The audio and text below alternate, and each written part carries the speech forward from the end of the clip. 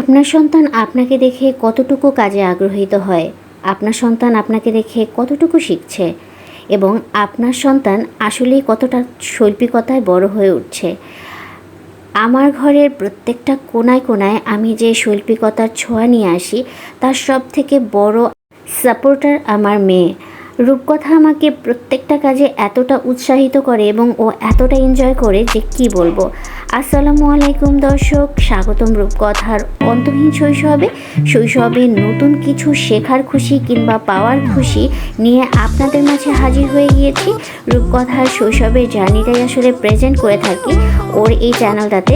তো সেই ধারাবাহিকতায় আমি নিয়ে আসলাম আমার বাসার ছোট্ট একটা টি কর্নার আমি সাজিয়েছি এবং সেই টি কর্নার সাজাতে রূপকথার কতটা আগ্রহ ছিল এবং ও কতটা এক্সাইটেড ছিল ব্যাপারটা নিয়ে, তো সেইটাই আপনাদের মাঝে শেয়ার করতে চাচ্ছিলাম। আর ও কতটা শিখছে আমার কাছ থেকে, ও কতখানি শিক্ষা পাচ্ছে সেটাও আপনাদের কাছে শেয়ার করতে চাচ্ছিলাম এবং ও কতটা খুশি হয়েছে এই টি কর্নারটা দেখে সেটাও আপনাদের কাছে শেয়ার করতে চাচ্ছিলাম।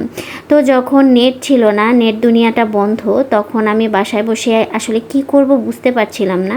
তো অনেকগুলো পুরনো বাঁশ ছিল বাসার মধ্যে। তো সেই বাঁশগুলো বের করে কিছু পাইপ কাটিং করে টি কর্নার বানানোর চেষ্টা করলাম। মানে টি কর্নার আমার আগেতেই ছিল, দুইটা ঝুড়ি দিয়ে আমি বানিয়েছিলাম। তো টি কর্নারটাকে আরও আকর্ষণীয় করে তুলতে বাঁশ দিয়ে আমি একটা সেলফের মতো বানিয়ে ফেললাম এবং পুরোটা জার্নিটা জুড়ে আমার মেয়েটা আমার সাথে ছিল। ও প্রত্যেকটা জিনিস ধরে ধরে দিচ্ছিল, প্রত্যেকটা জিনিস শিখছিল। আমার এই জিনিসটা খুব ভালো লাগছিল এবং ও বলতেছিল, দেখো এটা কত সুন্দর মা, আমি এই টি কর্নারটা আমি সাজাবো। ইভেন এই যে টি কর্নারের ওয়ালমেটটা, এটা ড্রয়িং করাটাও আমার ভিডিও করা হয়নি আসলে তখন। এই ড্রয়িং করা আমি আসলে এটা নিয়ে যে একটা ভিডিও তৈরি করবো আমি সেটাই আর কি প্ল্যান ছাড়া আজকে ভিডিওটা তৈরি করছি। কারণ ওর উৎসাহগুলো দেখে না আমার সব কিছু স্মৃতি রেখে দিতে ইচ্ছা করে ওর চ্যানেলটাতে। আমি কিন্তু ওর প্রত্যেকটা স্মৃতি এই চ্যানেলটাতে রেখে দিই। তো ও টি কর্নারটাকে এভাবে সাজাচ্ছে যে মা দেখো এটা হচ্ছে আমরা যে চায়ের দোকানগুলোতে চা খেতে যাই সেখানে এরকম মাটির জিনিস দিয়ে সাজানো থাকে, তারপরে এরকম ক্যান্ডেল লাইট করা থাকে। তো আমাদের টি কর্নারটাকে আমরা এভাবে করে সাজিয়ে নিলাম এবং রূপকথা ব্যাপারটা অনেক এনজয় করেছে। এরকম ছোট ছোট ব্যাপারগুলো দেখে না ও শিখবে, একটা দিন ওরও সংসার হবে, ওর মায়ের মতো এগুলো করতে চাইবে। এই জিনিসগুলো ভেবে না আমার চোখে পানি চলে আসতেছিল, কারণ আমিও তো একটা সময় ছোট ছিলাম। আমার বয়স এখন যতই হোক না কেন আমার কাছে কিন্তু আমি এখনও সেই ছোটোটাই রয়ে গিয়েছি। আমার যে একটা সন্তান হয়েছে, ও বড় হচ্ছে, এই জিনিসগুলো না আমার হঠাৎ হঠাৎ করে না স্বপ্নের মতো মনে হয়। তো অলমোস্ট এরকম আমরা সব মিলিয়ে টিকোনাটাকে সাজিয়ে নিলাম।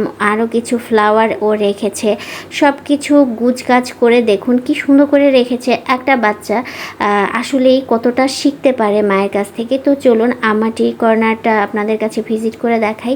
রান্নাঘরের একদম একটা সাইডে আমি খুব অল্প পরিসরে একটা জায়গা তৈরি করেছি যেখানে গেলে আমার চোখের শান্তি পাবে এবং আমি একবেলা এক কাপ চা খাবো, সেটা যেন আমার চোখে শান্তি দেয় এবং চা খাওয়ার প্রত্যেকটা সামগ্রী যেন আমি আমার হাতের কাছে পেয়ে যাই। এজন্য এই কর্নারটা আমার বানানো।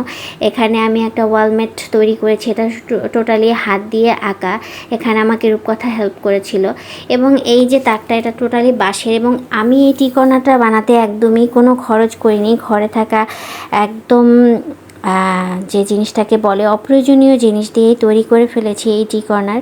এখানে এই টি কর্নারটা আমি পুরনো ঝুড়ি দিয়ে বানিয়েছিলাম, তার সাথে আমি বাঁশ দিয়ে তাক তৈরি করেছি। পুরনো বাসায় লেদ ছিল জামা বানানোর, সেগুলো লাগিয়ে দিয়েছি এবং বাসায় আমার যত আর্টিস্টিক টাইপের কাপ ছিল, আসলে সব কাপ এখানে রাখা যায় না। জাস্ট আমরা নর্মালি যেটুকু খাই, মাঝে মধ্যে আমরা মাটির পেয়ালায় চা খাই, যেটাকে ঘটি গরম চা বলে, যেটাকে তান্দুরি চা বলে, তখন আমরা মাটির পাত্রে খাই, এজন্য কিছু মাটির পাত্র রাখলাম।